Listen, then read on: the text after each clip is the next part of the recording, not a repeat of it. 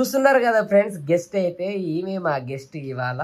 Basic గా ఏంటంటే guest అన్నారు ఈమె పని చేస్తాను అనేసి అనుకుంటాను, కానీ మనసులో అనుకున్నది పేరుతో సహా చెప్పేశారు. ఏంటంటే బేసిక్ గా గెస్ట్ ఎప్పుడన్నా వచ్చినప్పుడు ప్రతిరోజు నేనే పని చేస్తా కాబట్టి ఆ ఒక్కరోజు గెస్ట్ కి ఇచ్చేస్తాను అన్నట్టు.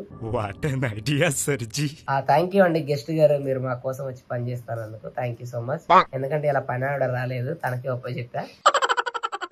మీకు అందరూ తెలుసు, వంశిత ఆల్రెడీ శ్రీదేవి డ్రామా కంపెనీలో పరిచయం చేశా. ఒక్కసారి ఫేస్ దగ్గరగా చూసి అవక్కయ్యారా తెల్లదనం ప్రియాలాగా అయిపోయింది.